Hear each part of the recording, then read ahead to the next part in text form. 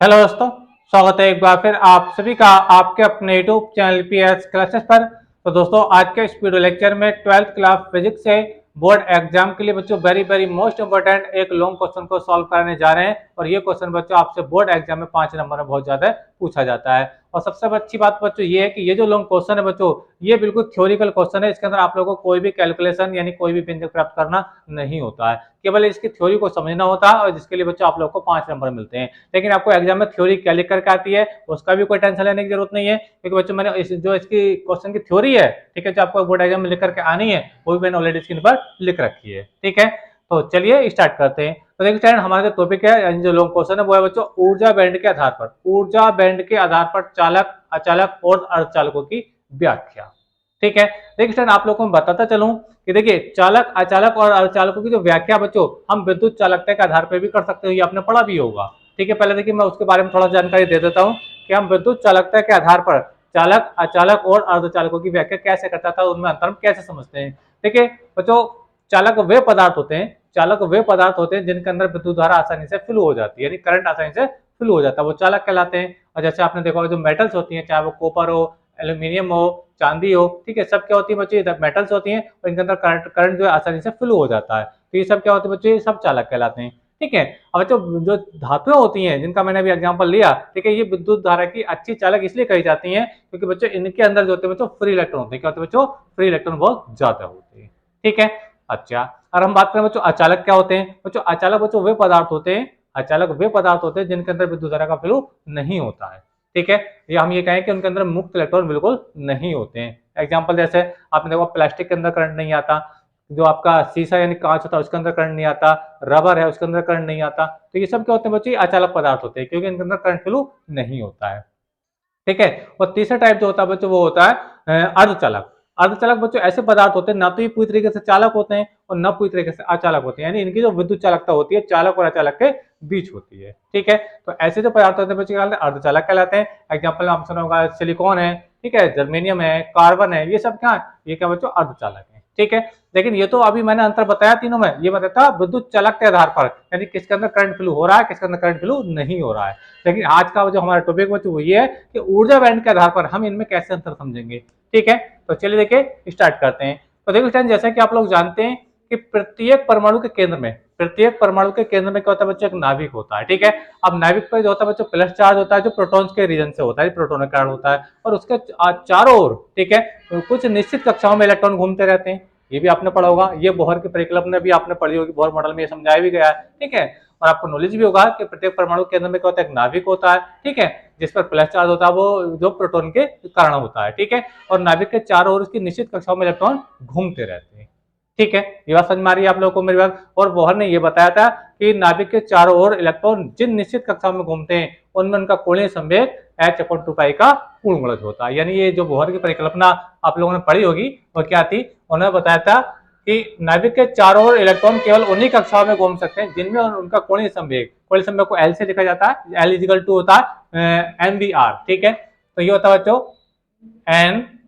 NH/2 पाई। ठीक है, यानी कोणीय संवेग का मान कितना होना चाहिए, h/2 पाई का पूर्ण गुणज होना चाहिए, जहां n क्या बच्चों, कक्षीय संख्या यानी मुख्य क्वांटम संख्या, n बराबर 1, n बराबर 2 भी हो सकता है, n बराबर 3 भी हो सकता है, यानी नाभिक के चारों जो कक्षाएं होती हैं। ठीक है, तो ये किसी थ्योरी तो ये थी कि बच्चों ये बोहर की थ्योरी थी, यानी बोहर की प्रथम परिकल्पना थी। ठीक है, अब बच्चों आप लोग जानते हैं कि जब ये जो एटम है, ठीक है, किसी मिलकर के जब किसी सॉलिड का निर्माण होता है तो बहुत सारे लाखों करोड़ मिलियन एटम कहते हैं एक दूसरे के क्लोज आते हैं, और जब वो एक दूसरे के जब क्लोज आएंगे, ठीक है, तो उनकी जो कक्षाएं होती हैं बच्चों एक दूसरे को ढक लेती हैं। चलिए देखिए मैं एग्जाम्पल देकर आपको समझा रहा हूँ इधर। ठीक है, तो चलिए देखिए मैं इधर आपको समझा रहा हूँ मैं कहना क्या चाह रहा हूँ। देखिए मान लीजिए बच्चों एक एटम ये है, ठीक है, मान लीजिए ये न्यूक्लियस है किसी एटम का, तो इसकी कक्षाएं ये है। समझ में आप लोग को मेरी बात। ठीक है, अच्छा मान लो दूसरा बच्चे एक एटम ये है, ठीक है, इसका नाभिक मैंने बना दिया, अब इसकी भी कक्षाएं आएंगी, आएंगी कि नहीं आएंगी, तो आप स्टेप से देखोगे अब इसकी भी कक्षाएं बनेगी, तो इसकी जो कक्षाएं होती हैं बच्चे एक दूसरे के बच्चों क्या होती है, ढक लेती हैं। क्या होती है बच्चे, ये ढक लेती हैं, जिससे क्या होता है बच्चों इनके बीच में भी, इनके बीच में भी, यानी बोहर ने तो बनाया बताया था कि किसी परमाणु की जो कक्षाएं होती है उनमें जो कोणीय संवेग होता है कितना होता है बच्चों, h/2 का पूर्ण क्लोज होता है निश्चित कक्षा में, ठीक है। लेकिन अब इस कंडीशन में अगर बच्चों आप लोग देखेंगे तो इनका जो कोणीय संवेग है वो इस प्रकार नहीं रह पाएगा। क्यों? क्योंकि जो इसकी जो एटम की जो कक्षाएं वो एक दूसरे को ढक चुकी हैं। अब इसके अंदर बहुत सारी अन्योन्य घटनाएं होंगी। क्यों? क्योंकि बच्चों ये नाभिक है, नाभिक होता है बच्चों प्लस चार्ज, और ये प्लस प्लस में क्या होगा, प्रतिकर्षण होगा। क्या होगा बच्चों? प्लस प्लस में क्या होगा, प्रतिकर्षण होगा। और हम जानते हैं कि इसकी कक्षाओं में क्या होते हैं, इलेक्ट्रॉन होते हैं। क्या होते हैं बच्चों? इलेक्ट्रॉन होते हैं। अब इलेक्ट्रॉन इलेक्ट्रॉन में प्रतिकर्षण होगा। समझ आप लोग में नाभिक नाभिक में प्रतिकर्षण हुआ, इलेक्ट्रॉन इलेक्ट्रॉन में प्रतिकर्षण हुआ। क्यों? क्योंकि नाभिक नाभिक होता है प्लस चार्ज होता है, और प्लस प्लस चार्ज जब होते हैं बच्चों तो एक दूसरे को प्रतिकर्षित करते हैं। ऐसे जो इलेक्ट्रॉन होंगे बच्चों वो भी एक दूसरे को प्रतिकर्षित करेंगे, क्योंकि इलेक्ट्रॉन पर नेगेटिव चार्ज होता है, ठीक है। तो दो बातें मैंने बताई। और तीसरी बात बच्चों ये कि नाभिक और इलेक्ट्रॉन के बीच में क्या होता है, आकर्षण होता है। नाभिक और इलेक्ट्रॉन के बीच में क्या होता है बच्चों, आकर्षण होता है। तीन तीन यहाँ पर अन्योन्य क्रियाएं होती है। पहला क्या, नाभिक नाभिक में प्रतिकर्षण होगा, दोनों प्लस चार्ज होता है, ठीक है। इलेक्ट्रॉन इलेक्ट्रॉन में प्रतिकर्षण होगा, ये प्लस चार्ज होता है, दोनों पे नेगेटिव चार्ज होता है। लेकिन नाभिक और इलेक्ट्रॉन में क्या आकर्षण होता है, जिससे होता है क्या बच्चों, इनकी जो कक्षा है, जो इनकी जो किसी कक्षा में इलेक्ट्रॉनों की जो किसी कक्षा में ऊर्जा निश्चित होती है वो निश्चित नहीं रह पाती है, ठीक है। जिससे क्या हो जाता है बच्चों, जब ये किसी ठोस का निर्माण करते हैं तो इनकी जो कक्षा है एक दूसरे को ढक लेती हैं, और ढक लेने की वजह से क्या होता है बच्चों, ऊर्जा के छोटे छोटे क्षेत्र बन जाते हैं, और हम उन क्षेत्रों को ही हम क्या बोलते हो, हम ऊर्जा बैंड बोलते हैं। आई होप आपको मेरी बात आपको चीज क्लियर हुई होगी फ्रेंड, ठीक है। तो चलिए देखिए अब आगे हम क्या समझते हैं देखिए इसके बारे में। तो देखिए क्या है, डायरेक्ट लगाएंगे। देखिए अगर आप लिखेंगे चालक, ठीक है, पहले हम चालक की बात करेंगे, ठीक है। तो वे पदार्थ जिनके चालन बैंड आंशिक रूप से भरे होते हैं तथा इनके संयोजी बैंड एवं चालन बैंड, ये चालक बैंड नहीं बच्चों, चालन बैंड है, ठीक है, चालन बैंड, ठीक है, चालन बैंड, ठीक है, या तो परस्पर अति व्यापित होते हैं या उनके बीच का जो वर्जित ऊर्जा अंतराल है बच्चों कितना होता है, 0.0 इलेक्ट्रॉन वोल्ट। ये अपने आप में बहुत कम वैल्यू है, ठीक है। बात समझ आ रही है आप लोगों को मेरी बात। तो जिनके अंदर वर्जित ऊर्जा अंतराल या तो कितना होना चाहिए बच्चों, 0.07 इलेक्ट्रॉन वोल्ट होना चाहिए, या फिर कितना होना चाहिए, बिल्कुल शून्य होना चाहिए। अब आप सोच रहे हैं वर्जित ऊर्जा अंतराल क्या होता है। देखिए मैं यहाँ पे समझा रहा हूँ आप लोगों को। देखो ध्यान से पहली चीज को इस डायग्राम को समझते हैं। देखो ये जो आप देख पा रहे हैं बच्चों, ये वाला ये है बच्चों चालन बैंड, और ये है बच्चों ये है संयोजी बैंड, ठीक है। अब इनके बीच का जो अंतर होता है, ये चालन बैंड है, ये संयोजी बैंड है, इनके बीच का जो अंतर होता है बच्चों, इसको बोलते हैं बच्चों हम वर्जित ऊर्जा अंतराल, जिसको हम ईजी से लिखते हैं। कैसे लिखते हैं बच्चों, ईजी से लिखते हैं। तो चालकों में बच्चों ईजी का जो मान होता है वो 0.07 इलेक्ट्रॉन वोल्ट के लगभग बराबर होता है, ठीक है। अब बात समझ आ रही है। अच्छा अगर इतना नहीं होगा तो इससे भी कम होगा, कम मतलब शून्य के बराबर होगा। ये शून्य कब होता है, जब चालन बैंड और संयोजी बैंड एक दूसरे को अध्यारोपित कर लेते हैं, एक दूसरे पे क्या होता है भाई, अध्यारोपित हो जाते हैं। जैसे कक्षाएं एक दूसरे पर अध्यारोपित हुई थी ना, वैसे देखो यहाँ से देखो यहाँ से लेकर के यहाँ तक, यहाँ से लेकर यहाँ तक क्या बच्चों, ये आपका चालन बैंड है। और देखिए यहाँ से लेकर के यहाँ तक ये क्या बच्चों, आपका संयोजी बैंड है। अब देखो ये जो आप रीजन देख पा रहे हैं, ठीक है, ये यहाँ पे क्या ये जो दोनों बैंड है एक दूसरे पे क्या हो चुके हैं बच्चों, अध्यारोपित हो चुके हैं। समझ में आप लोगों को मेरी बात। तो इस कंडीशन में ईजी का मान कितना, शून्य है, लेकिन इस कंडीशन में ईजी का मान कितना बच्चों, 0.07 इलेक्ट्रॉन वोल्ट के बराबर होता है। तो वही यहाँ पे लिखी गई थी थ्योरी कि जो चालक पदार्थ होते हैं बच्चों, इनके अंदर जो वर्जित ऊर्जा अंतराल होता है, ठीक है, या तो वो कितना होता है, बहुत कम, यानी 0.07 इलेक्ट्रॉन वोल्ट के बराबर होता है, या फिर वो लगभग शून्य होता है। इस केस में जो ईजी का मान है, इस केस में जो ईजी का मान बच्चों वो कितना है, शून्य है, क्योंकि यहाँ पे चालन बैंड और संयोजी बैंड का एक दूसरे पर अध्यारोपित हो रखे हैं। समझ में आप लोग को मेरी बात, ठीक है। अच्छा एग्जांपल क्या दे सकते हैं, तो एग्जांपल में तो आप वही ले सकते हैं, देखिए चांदी है, तांबा है, लोहा है, ये सब क्या है, एग्जांपल तो वही देना है, लेकिन ये थ्योरी अलग है। अब हम देखते हैं कि विद्युत धारा फ्लो हो रही है तो वो अच्छे चालक कहलाएंगे। लेकिन यहाँ पे हम देखते हैं energy band gap. Energy band gap बहुत इंपॉर्टेंट टॉपिक है इस टॉपिक को समझने के लिए।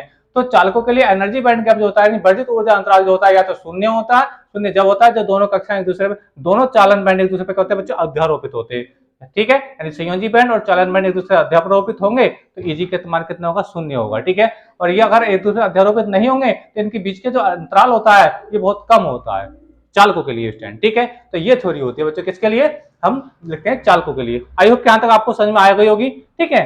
तो अब देखिए हम बात करेंगे बच्चों अचालक क्या पदार्थ होते हैं, ठीक है, नॉन कंडक्टर क्या होते हैं। देखिए वे पदार्थ जिनके चालन बैंड पूर्ण रूप से खाली होते हैं। देखिए चालन बैंड देखो पूर्ण रूप से खाली है, पूर्ण रूप से खाली है। देखो इसमें क्या था, इसमें क्या था, वे पदार्थ जिनके चालन बैंड आंशिक रूप से रहते हैं। देखो ये चालन बैंड है, इसके अंदर इलेक्ट्रॉन तो है लेकिन संयोजी बैंड से कम है, संयोजी बैंड में बहुत ज्यादा इलेक्ट्रॉन है, और ये जो चालन बैंड इसके अंदर बहुत कम इलेक्ट्रॉन है, आंशिक का मतलब बहुत कम इलेक्ट्रॉन है। और देखिए अचालक में क्या होता है, देखिए वे पदार्थ जिनके चालन बैंड ये वाले बैंड, ठीक है, क्या होते हैं बच्चों, पूर्णतः खाली होते हैं। देखो इसके अंदर एक भी इलेक्ट्रॉन आप नहीं देख पा रहे तथा तो चालन बैंड पूर्णतः खाली तथा संयोजी बैंड पूर्णतः भरे होते हैं। देखो ये संयोजी बैंड पूर्ण रूप से भरा हुआ है, ठीक है, तथा इनके बीच वर्जित ऊर्जा अंतराल यानी ईजी का जो मान होता है वो 3 इलेक्ट्रॉन वोल्ट से भी अधिक होता है। देखो आप देख पाओगे ये चालन बैंड है, ये संयोजी बैंड है, इनके बीच का जो एनर्जी बैंड गैप है, ठीक है, वो 3 इलेक्ट्रॉन वोल्ट से भी ज्यादा है। यहाँ पे देखो कितना कम है, 0.07 इलेक्ट्रॉन वोल्ट के बराबर चालकों के लिए, और यहाँ पे एनर्जी बैंड गैप बहुत ज्यादा है। क्योंकि बच्चों इस कंडीशन में क्या होगा कि इलेक्ट्रॉन यहाँ से यहाँ नहीं पहुंच पाता है, क्योंकि कोई भी चालक पदार्थ कंडक्टर जब कहलाएगा जब उसका इलेक्ट्रॉन संयोजी बैंड से चालन बैंड में जाना चाहिए, ठीक है। तो ये बीच का जो गैप है ये बहुत ज्यादा है, इसको वो भर नहीं पाता है। इसलिए बच्चों ये जो पदार्थ होते हैं अचालक, ये क्या होते हैं बच्चों, विद्युत का फ्लो नहीं करते हैं, क्योंकि इसके अंदर जो एनर्जी बैंड गैप होता है इसकी वैल्यू बहुत ज्यादा होती है कंडक्टर की कंपेयर में। आई होप आपको क्लियर हो रहा होगा, ठीक है। तो इसका एग्जाम्पल आप लिख सकते हैं, देखिए कांच है, प्लास्टिक है, कागज है आदि है, तो ये इसका एग्जाम्पल होगा। डायग्राम बच्चों इसका गया, ठीक है, ये इसी के लिए डायग्राम मैंने यहाँ बना दिया है, ठीक है। अब बात करेंगे बच्चों हम क्या, देखिए अर्धचालक क्या होते हैं। अर्धचालक देखिए वे पदार्थ जिनके चालन बैंड पूर्णतः खाली, देखो चालन बैंड पूर्णतः खाली तथा संयोजी बैंड पूर्णतः भरे होते हैं। देखो संयोजी बैंड क्या बोलते हैं, पूर्णतः भरे होते हैं, ठीक है। लेकिन इनके बीच वर्जित ऊर्जा अंतराल, वर्जित ऊर्जा ईजी का जो मान होता है वो लगभग 1 इलेक्ट्रॉन वोल्ट के बराबर होता है। देखो यहाँ पे क्या होता है, जो ईजी का मान था वो 0.07, मतलब बहुत कम वैल्यू है, ठीक है। यहाँ पे क्या बहुत ज्यादा वैल्यू है, ठीक है। डेफिनेशन इसकी इसकी सेम है, डेफिनेशन इसकी सेम है, लेकिन अंतर किसका, इस ईजी का अंतर है। यहाँ पे ईजी जो बहुत ज्यादा है और यहाँ पे जो ईजी का मान है वो बहुत कम है। आई होप कि मेरे तक अच्छे से क्लियर हो रही होगी। तो बच्चों ऐसे पदार्थ जिनके चालन बैंड पूर्णतः खाली होते हैं और संयोजी बैंड पूर्णतः भरे होते हैं और इनके बीच का जो एनर्जी बैंड गैप होता है उसकी वैल्यू लगभग 1 इलेक्ट्रॉन वोल्ट के बराबर होती है, तो वे पदार्थ बच्चे कहलाते हैं वो अर्धचालक कहलाते हैं। एग्जांपल में आप लिख सकते हैं, देखिए सिलिकॉन में लिखा है, जर्मेनियम है, कार्बन वगैरह आप यहाँ इसके लिख सकते हैं, कार्बन भी इसी का एग्जाम्पल है।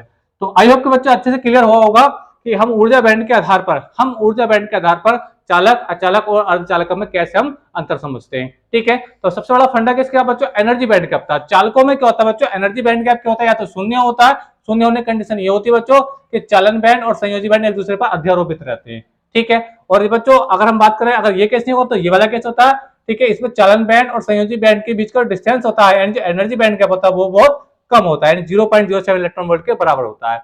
अचालकों में ये वैल्यू बहुत ज्यादा होती है, इसी का मान क्या होता है बच्चों, 3 इलेक्ट्रॉन वोल्ट से भी ज्यादा होता है, ठीक है। और जो आपके बच्चों सेमीकंडक्टर अर्धचालक होते हैं इनके लिए जो ईजी का जो वैल्यू होता है बच्चों वो क्या होता है, वो लगभग 1 इलेक्ट्रॉन वोल्ट के बराबर होता है। समझ में आप लोग में, तो ये इनमें अंतर होता है, ठीक है। तो आई होप के बच्चों अच्छे से क्लियर हुआ होगा कि हम कैसे समझते हैं कि चालक अचालक की व्याख्या ऊर्जा बैंड के आधार पर कैसे की जाती है। तो आई होप को बच्चों अच्छा लगा, वीडियो कैसा लगा कमेंट करके जरूर बताइए। चैनल पर नए तो चैनल को सब्सक्राइब कर लीजिए। मिलेंगे नेक्स्ट वीडियो टॉपिक के साथ किसी नेक्स्ट वीडियो में, तब तक के लिए धन्यवाद। और इसी तरीके का बच्चों important syllabus physics, chemistry, biology को पाने के लिए हमारे चैनल को सब्सक्राइब जरूर करें। तो चलिए नेक्स्ट मिलेंगे नेक्स्ट वीडियो में, तब तक के लिए धन्यवाद।